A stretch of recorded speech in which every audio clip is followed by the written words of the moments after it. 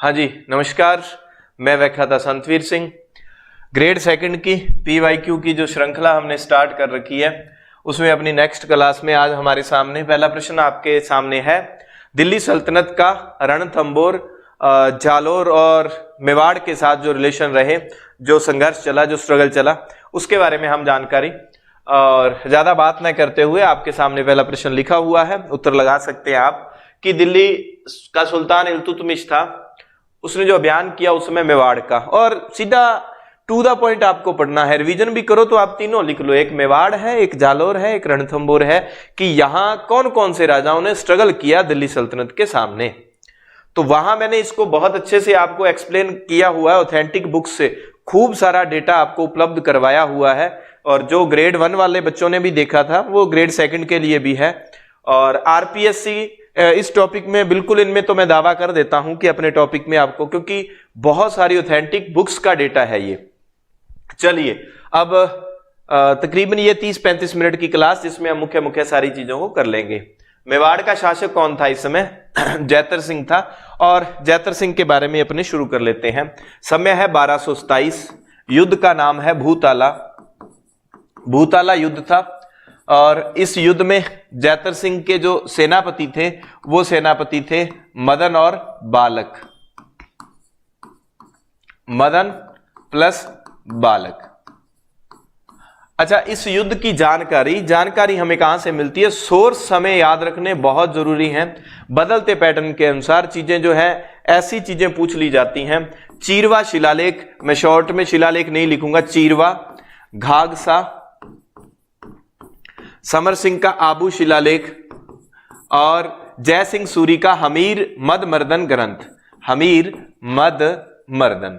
अब इसमें जो हमीर नाम आया है वो इल्तुतमिश के लिए यूज किया गया है, क्योंकि उसका मद, जो उसका अहंकार था, वो तोड़ दिया था जैतर सिंह के द्वारा। तो हमीर मद मर्दन ग्रंथ में हमीर नाम इल्तुतमिश के लिए इसमें यूज किया है। किसने? जय सिंह सूरी का ग्रंथ है ये, जय सिंह का। इनकी जानकारी के अनुसार भूताला का युद्ध होता है इल्तुतमिश और जैतर सिंह के मध्य। जैतर सिंह के दो मुख्य सेनापति मदन और बालक हैं। जैतर सिंह की राजधानी जो मुख्य जो जगह थी नागदा, नागदा को लूट लिया जाता है, नागदा को तहस नहस कर दिया जाता है, यानी कि नागदा का एकदम से पतन हो गया। और जैतर ने चित्रकूट पहाड़ी पर जो चित्तौड़ दुर्ग हम देखते हैं, तो चित्तौड़ को नागदा की जगह अब बाद में किसने ले ली? चित्तौड़ ने ले ली। आहड़, चित्तौड़ और वो पढ़ते हैं हम, ठीक है।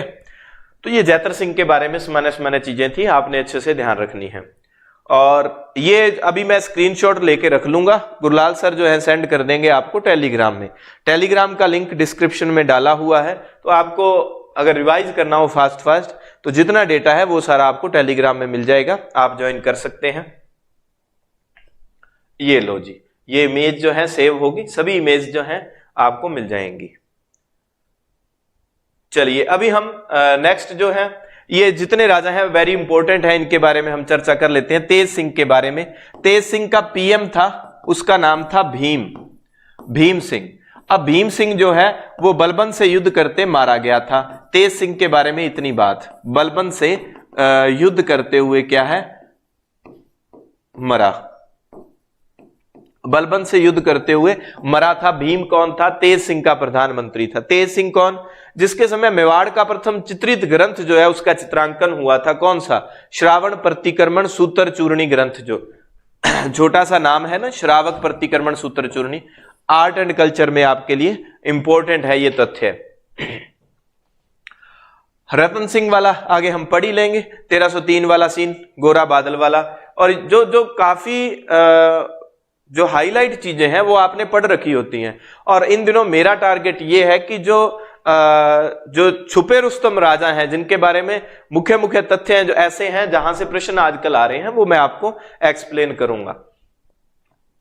जैतर की बात हो गई, रतन सिंह के बारे में नेक्स्ट स्लाइड में बात कर लेंगे। अभी हमारे सामने राजा है कौन? समर सिंह। एक ही स्लाइड पर चलो लिख लेते हैं, फिर ये PPT आपके काम आ जाएगी।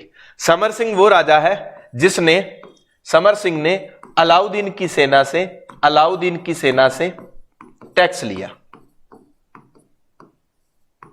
टैक्स लिया, कर लिया था। ठीक है, ये आपने याद रखना है। कौन सी सेना, क्या था मसला, वो सारा अभी मैं एक चित्र के माध्यम से आपको समझा दूंगा। ये जो है हम सेव कर लेते हैं इमेज। चलिए समर सिंह वाली बात को अभी हम देखते हैं, क्या था मसला। यहां दिल्ली है, यहां जालोर है, और यहां मेवाड़ है, और यहां नीचे गुजरात है। आप इसको गुरजात भी बोल सकते हैं, अच्छा लगेगा, आपको अच्छा फील करेंगे। दिल्ली में राजा है अलाउद्दीन खिलजी। अलाउद्दीन खिलजी के सेनापतियों के नाम है उलुग, और ये आपको बार बार पढ़ने को मिलेंगे, उलुग, नुसरत, अलप। उलुग के बारे में पूछा जाए तो ये बयाना, राजस्थान में बयाना जो है वहां का ये सूबेदार हुआ करता था, उलुग खान।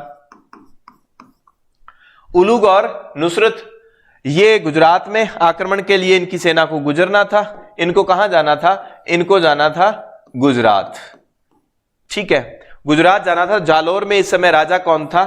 राजा तो कानड़ देव के पापा थे, लेकिन सारा काम जो है कानड़ देव देखा करता था। तो कानड़ देव ने इस सेना को गुजरने से मना कर दिया।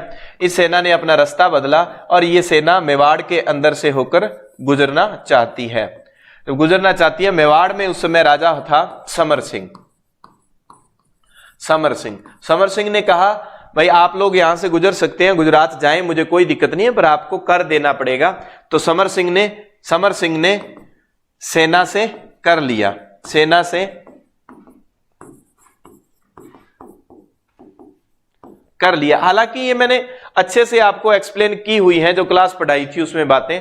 अच्छा, ये जानकारी कहां से मिलती है, स्रोत क्या है? तीर्थ कल्प ग्रंथ है। तीर्थ कल्प ग्रंथ से यह जानकारी मिलती है।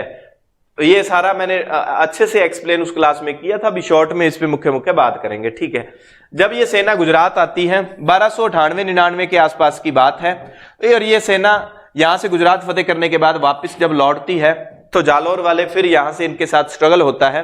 और इस सेना के दो, इधर आपके सामने रणथंबोर है। सेना के दो सेनानायक मंगोल जो थे, मोहम्मद खां और कै हबरू, वो दोनों जो है मोहम्मद और कै हबरू, वो यहां से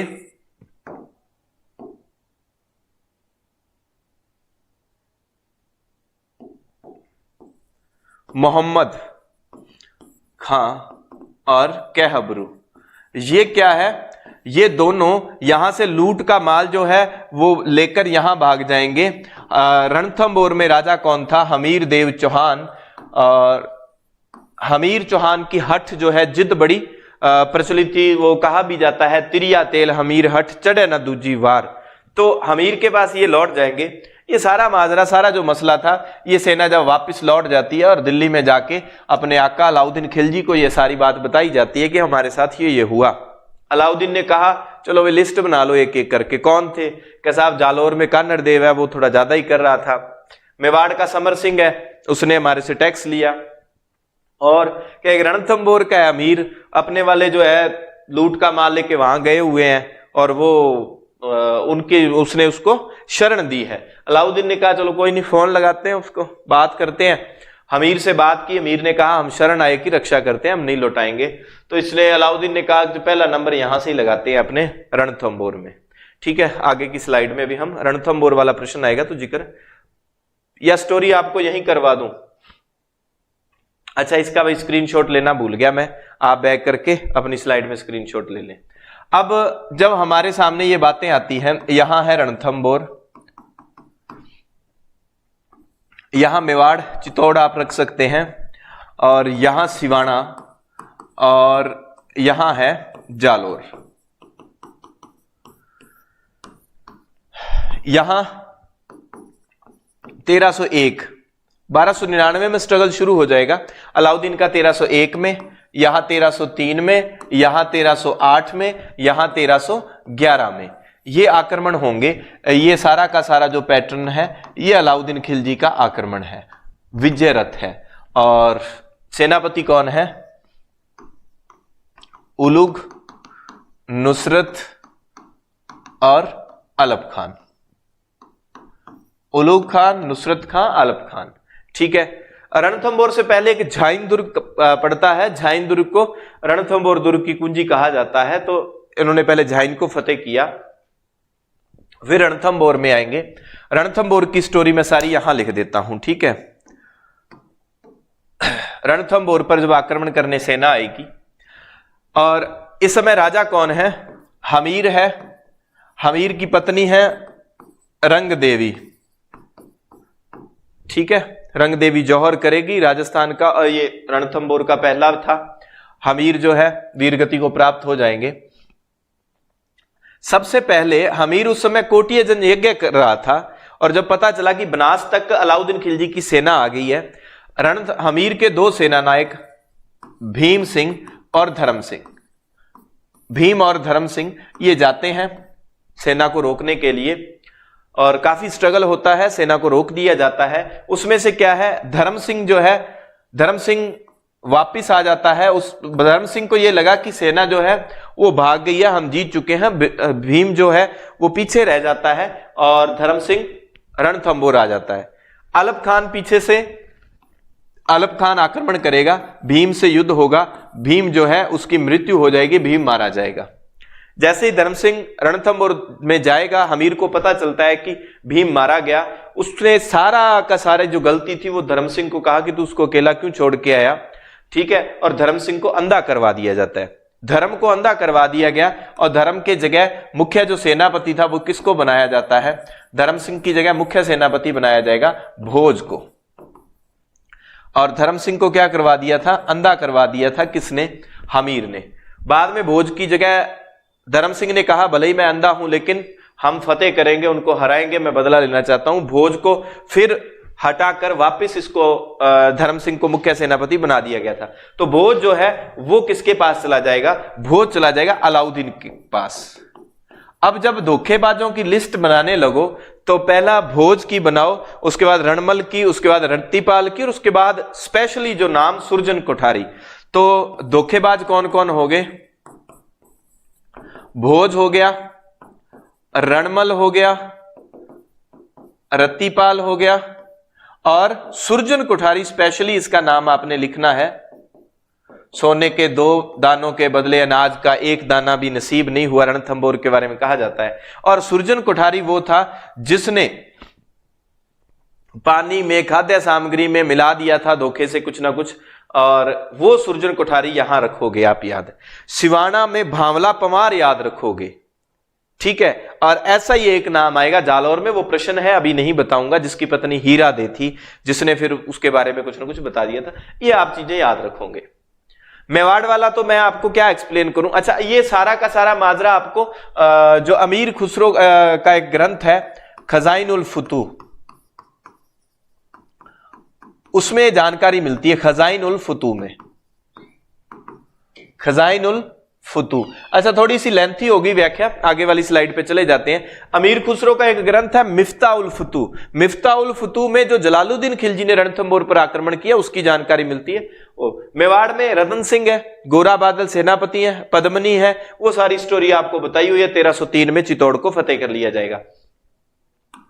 सिवाना वाली बात और जालौर आगे कर लेते हैं ताकि थोड़ा सा आपको ये ना लगे कि प्रश्न नहीं आ रहे। आप लोग प्रश्न ज्यादा ढूंढते हैं, प्रश्नों की ज्यादा उम्मीद रहती है आपको। चलिए, प्रश्न आपके सामने। दैया राजपूत बीका का विश्वासघात निम्न में से किस शासकीय पराजय का कारण बना? ये वो तीसरा नाम है। तो दैया राजपूत बीका, इसकी पत्नी का नाम क्या था? हीरा दे, जिसने सारा कुछ कानड़ देव को जाकर बता दिया था कि मेरे पति ने आपके साथ ये धोखा किया है। कानड़ देव कहां का? जालौर का राजा है। एक बात जरूर याद रखना, ये सीन किस समय का है? ये सीन है अलाउद्दीन खिलजी के समय का। अलाउद्दीन खिलजी के समय का। नोट लगा के एक बात याद रख लेना, अगर वो पूछे इल्तुतमिश के जालौर आक्रमण के समय जालौर का राजा कौन था? इल्तुतमिश जब जालौर पर आक्रमण करेगा, जालौर का राजा कौन होगा? जालौर का राजा था उदय सिंह। इस बात को अच्छे से याद रख लेना। असिस्टेंट प्रोफेसर वाला, ये मेरा जो एग्जाम क्लियर हुआ, इससे पहले वाला जब एग्जाम दिया था तब मैंने वो प्रश्न को पहली बार फेस किया था। मैंने हिस्ट्री को इनको अच्छे से नहीं पढ़ा, मुझे लगा ये मेरा सब्जेक्ट है, कोई दिक्कत नहीं, फर्स्ट पेपर पे काम करते हैं। तब मुझे भी एक बार ये प्रश्न जो है ना चकमा दे गया था। उसने लिखा कि इल्तुतमिश के आक्रमण के समय जालोर का राजा कौन था, और पहला ऑप्शन उन्होंने कानड़देव रख दिया। और देखने में ये लगा कि अच्छा जालोर में कानड़देव था, पर ये नहीं देखा अलाउद्दीन ने लिखा, उसने इल्तुतमिश लिखा है। तो इल्तुतमिश के आक्रमण के समय उदय सिंह था, इस बात को अच्छे से हम ध्यान रखेंगे। ठीक है, अब कानड़देव की बात हो गई और दैया राजपूत भी का, तो कानड़देव की बात हुई है, तो अभी अपने क्या करते हैं, स्क्रीनशॉट ले लेना, अभी मैं भूल जाता हूं कुछ, हालांकि चीजें आपको मिल जाएंगी, ये स्क्रीनशॉट उसमें मिल जाएंगे। चंद्रसेन कानड़देव जालोर का राजा है। जालोर पर अलाउद्दीन का आक्रमण 1311 में होगा। कानड़देव और उसका बेटा वीरमदेव है, सेनापति लोग आएंगे, युद्ध होगा। ठीक है, कानड़देव इसमें दैया राजपूत भी का विश्वासघात कर लेंगे।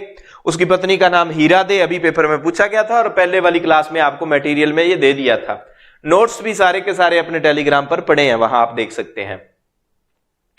और कानड़देव और उसका बेटा वीरमदेव मारे जाते हैं, सारी स्टोरी उसमें कानड़देव प्रबंध में भी आपको मिलती है ना। तो इसके बारे में यही बातें थी। पर इससे पहले 1308 में सिवाना को जालोर का नाम जलालाबाद रखेगा और जालोर का राजा कानड़देव का भाई मुंछाला मालदेव था। मुंछाला बड़ी बड़ी मुंछे रखता था, मुंछाला मालदेव।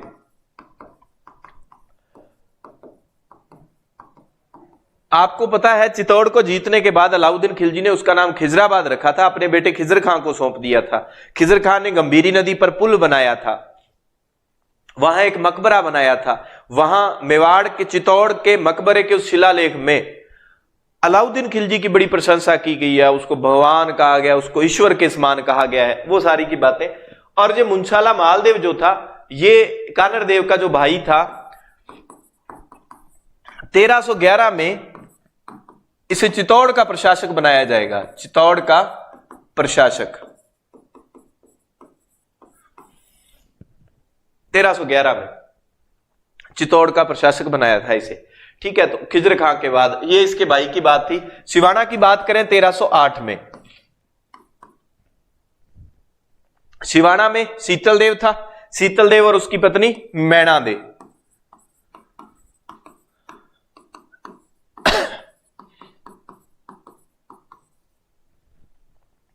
धोखेबाज कौन था? धोखेबाज था भावला पंवार।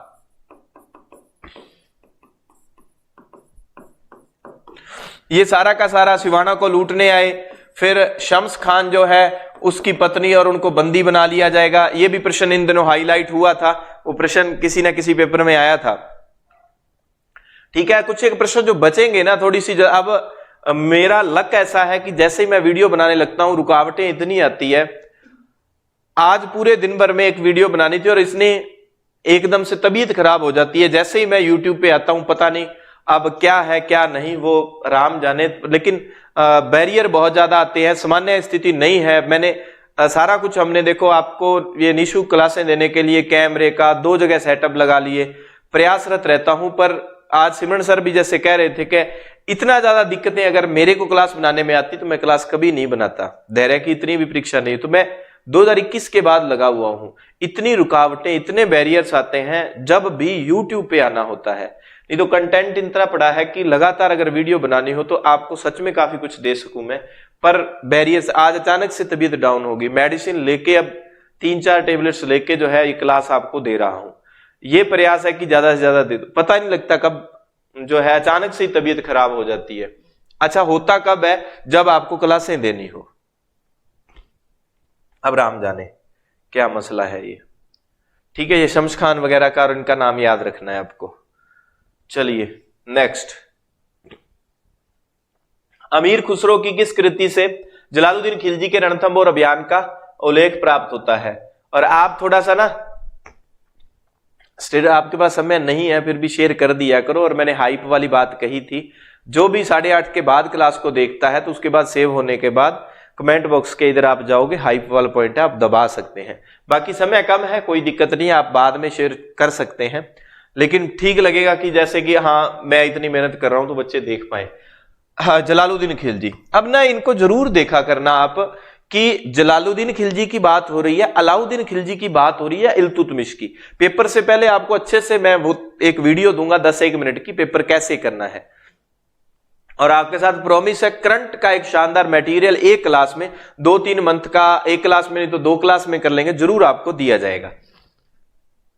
क्योंकि पेपर से 15 दिन पहले, 13, 14, 15 दिन पहले तक का डाटा पेपर में आ जाता है कई बार, तो इसलिए वो जल्दी बनाने का फायदा नहीं है, पूरे जो है अपडेट आंकड़े आपको दे देंगे। तो ये कृति थी मिफ्ताउल फुतू। जलालुद्दीन ने रणथंबोर पर आक्रमण कब किया? पहली बात 1290 में। 90 से 92 तक इसका प्रकोप रहेगा। जब ये रणथंबोर पर आक्रमण करेगा, हमीर का सेनापति जो था गुरदास सैनी, वो इसमें मारा जाएगा। ये आप अच्छे से याद रखेंगे। हालत खराब है भाई। गुरदास सैनी इसमें मारा जाएगा। मिफ्ताउल फुतू ग्रंथ में अमीर खुसरो मिफ्ताउल फुतू ग्रंथ के अनुसार कब? जब 1290 में जलालुद्दीन खिलजी, देखो रणथंबोर पर वो 1299 में करेगा अलाउद्दीन खिलजी, ये 1290 में करता है। ठीक है, अमीर का सेनापति गुरदास सैनी मारा जाएगा। और उसमें देखो सेनापति कौन है, पहले धर्म सिंह, भीम सिंह है, और उसके बाद सेनापतियों के नाम आते हैं, काफी सारी लिस्ट लंबी हो जाती है। खजाइनुल फुतू में जो है चित्तौड़ दुर्ग के आक्रमण का भी उल्लेख मिलता है और रणथंबोर दुर्ग के आक्रमण का भी उल्लेख मिलता है। चलिए, राणा हमीर ने चित्तौड़ पर निम्न में से किस सुल्तान के शासनकाल में अधिकार किया था?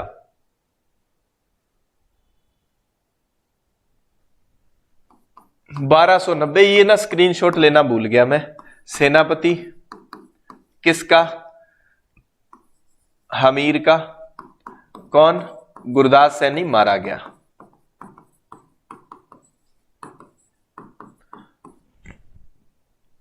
थोड़ा सा बच्चों को आसान हो जाएगा, ये आप ही के लिए प्रयास है। चलिए, राणा हमीर ने चित्तौड़गढ़ पर निम्न में से किस सुल्तान के शासनकाल में अधिकार किया था? चित्तौड़ पर।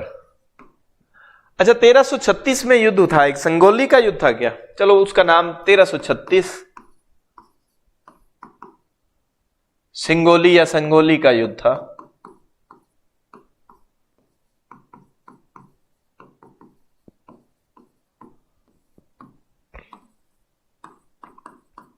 राणा हमीर वर्सेज MBT मोहम्मद बिन तुगलक, इनके मध्य युद्ध होगा।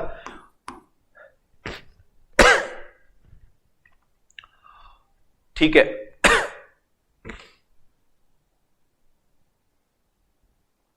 हाँ जी। तो और तो इनमें अलाउद्दीन खिलजी के बारे में बातें सारी होगी। जलालुद्दीन खिलजी के बारे में, अच्छा, जलालुद्दीन खिलजी वही था जो 1292 में फिर वापस लौट के जाएगा, कहेगा मैं मुसलमान की दाढ़ी के एक बाल के बराबर भी ऐसे 100 दुर्गों को नहीं समझता, जब वो रणथंबोर को नहीं जीत पाता। और जो रणथंबोर को फतेह करने के बाद अलाउद्दीन खिलजी ने कहा था आज कुफर का गढ़ जो है वो ढह चुका है। 1299 रणथंबोर पर अलाउद्दीन खिलजी के आक्रमण का सामना हमीर देव के किन 2 सेना नायकों ने किया? ये भीम सिंह और धर्म सिंह थे। आलाउदल परमर्दी देव चंदेल के सेनापति थे। गोरा बादल ये चित्तौड़ 1303 वाली बात में थे। रणमल रत्तीपाल ये रणथंबोर हमीर के ही सेनापति थे। ये कब थे? ये तो विश्वासघात करने वाले थे, तो सामना इन्होंने किया था। ये तो मिल ही गए थे, इन्होंने तो क्या सामना किया था?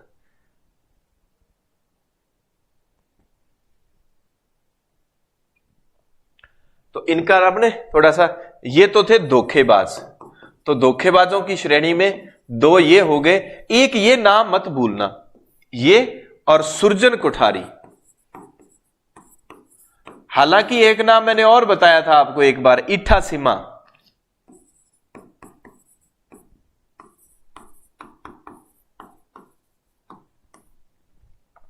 ये सारे के सारे धोखेबाजों की लिस्ट है।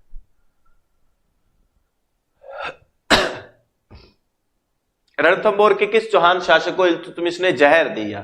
तो ये भी आपको करवाया हुआ था। वीर नारायण धोखे से दिल्ली बुलाकर जहर देकर मरवा दिया था। एक और ध्यान रखना, एक अगर प्रश्न आता है कि किस वो चलो जालोर वाले आगे वाली स्लाइड में कर लेंगे। जालोर के किस सुल्तान ने जो है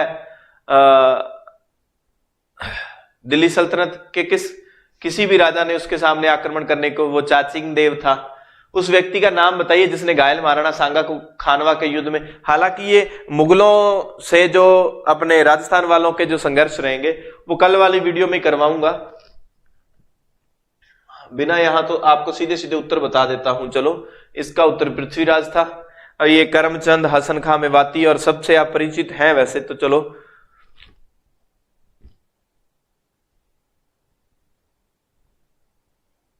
हाँ जी,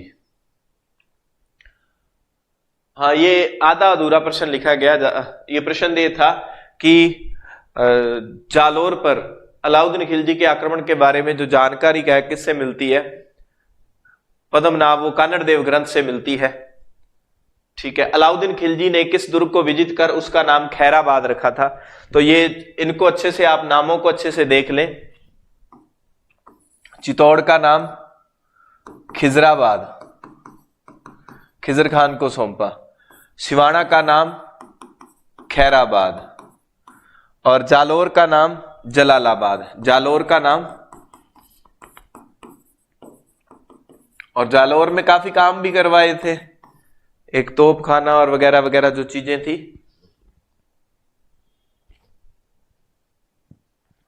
अब टेबलेट्स का असर ज्यादा हो गया मुझे लगता है।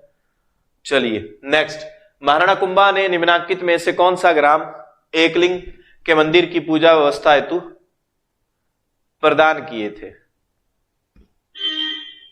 अब ना एकलिंग मंदिर जो है इसके बारे में पहली बार आपने ये प्रश्न देखा होगा। ये मंदिर का निर्माण किसने करवाया था? बप्पा रावल ने करवाया था ना, निर्माण की बात अगर आती है तो। फिर इसका उत्तर तो ये है ना, नागदा, कालोड़ा, मालखेड़ा, भीमाना। और कल पिछली क्लासों में मैंने पृथ्वीराज द्वितीय की बात कही थी कि पार्श्वनाथ जैन मंदिर के लिए उसने मोरजड़ी नाम गांव दान में दिया था और अजय राज ने पार्श्वनाथ जैन मंदिर के लिए स्वर्ण कलश दान में दिया था। तो एकलिंग मंदिर के लिए यह दान में देगा। निर्माण कौन करवाएगा? बप्पा रावल। अब मोक्कल की बात आए, मोक्कल ने इस मंदिर का जो है परकोटा बनवाया था। मोक्कल ने क्या किया था? परकोटा बनवाया था इस मंदिर का। और फिर बात आए रायमल की। रायमल ने इस मंदिर का जीर्णोद्धार करवाया था। थोड़ा सा पानी पीने दो मुझे।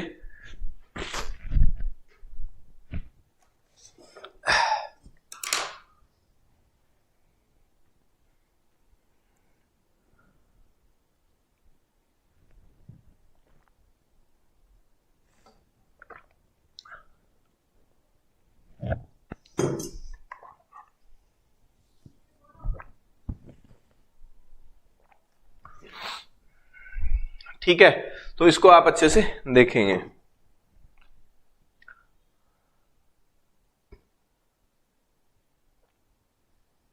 हाँ जी, नेक्स्ट। अच्छा, राज सिंह के बारे में, हालांकि कल वाली क्लास में राय सिंह और सांगा वगैरह वो उनके बारे में कल वाली क्लास में अच्छे से होगा। औरंगजेब की ताजपोशी पर राज सिंह ने उपहार भेजे थे, औरंगजेब ने डूंगरपुर राज सिंह को लौटा दिया था। ये दोनों बातें एक बार तो इस पे लगा देते हैं कि दोनों ही सत्य है।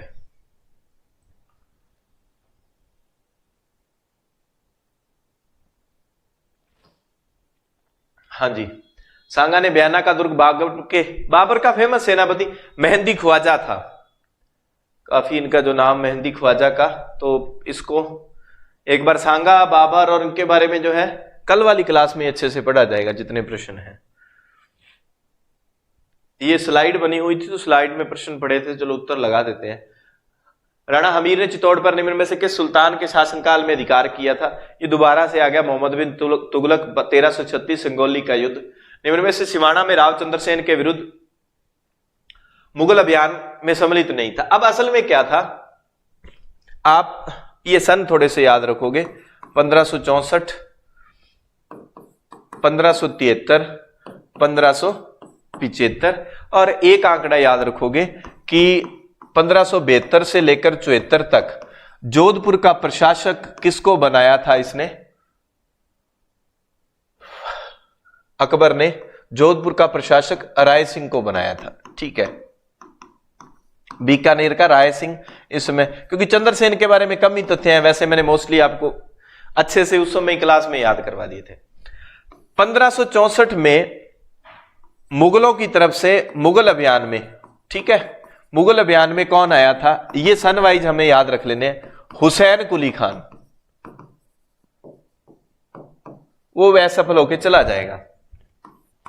1273 में शाह कुली खान आएगा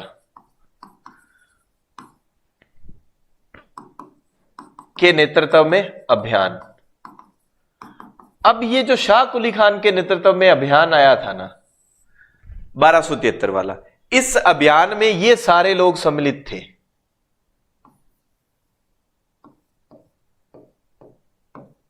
केशवदास, जगत सिंह, क्योंकि राय सिंह जोधपुर का प्रशासक था ही, राय सिंह को साथ में ले लिया।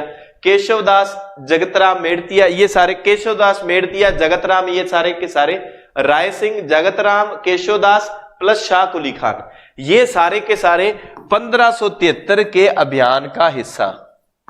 ठीक है, और इन लोगों ने क्या किया, इससे संघर्ष किया था। तो ये नहीं था, कल्ला राठौड़ जो था सोजत में, उसके साथ ये क्या करते हैं, इनकी जो सेना आती है कल्ला राठौड़ से, ये युद्ध करती है और वहां से ये जीतते हैं। ठीक है, तो कल्ला राठौड़ जो था ये चंद्रसेन के साथ था, ये चंद्रसेन के साथ था, चंद्रसेन का सेनापति था। ठीक है, कल्ला राठौड़। तो ये अच्छे से आपको करवाया हुआ था 1273 के अभियान वाला, चंद्रसेन पढ़ाया, तो उसमें आपको बताई हुई थी बातें कि ये इतने लोग जो आए थे। 1575 में कौन आया था, जलाल खान।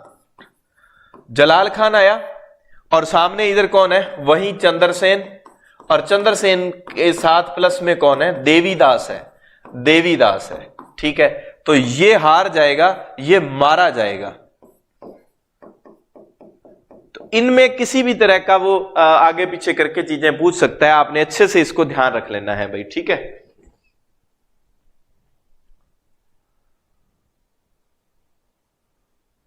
नेक्स्ट, राव चंद्रसेन ने भाटियों को पोकरण क्यों दिया था। अब सीधा सा 1 लाख फदिये में, फदिया उनकी इकाई थी,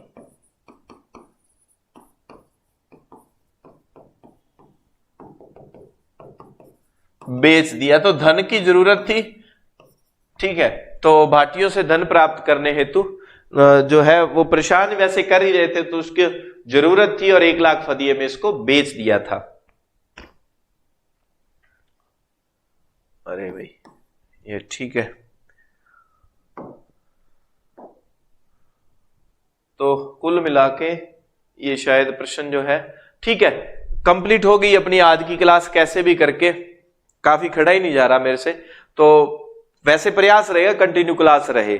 ज्यादा ही तबीयत डाउन हो जाती है तो उस दिन ब्रेक ले सकता हूं, लेकिन हर संभव प्रयास रहेगा आपको क्लास दूं। तो आप भी थोड़ा सा शेयर वगैरह कर दिया करना, और डिस्क्रिप्शन में लिंक है उसको ज्वाइन कर लेना। और लगता कुछ ही नहीं इसको सब्सक्राइब करने में और हाइप वगैरह के पॉइंट देने में, कुछ ही नहीं लगता आपका। क्लास ठीक लगे तो अच्छा रिव्यू दिया करो, अच्छा रिस्पांस दिया करो अगर ठीक लगे, अन्यथा कोई दिक्कत नहीं। ठीक नहीं लगती तो भी आप जो भी कमेंट करेंगे, आपके सभी कमेंट जो हैं स्वीकार हैं, अन्यथा कोई बात नहीं। मिलेंगे नई क्लास के साथ। जोश तो आज है नहीं, नए जोश के क्या कहें। ठीक है, धन्यवाद, जय हिंद, जय भारत।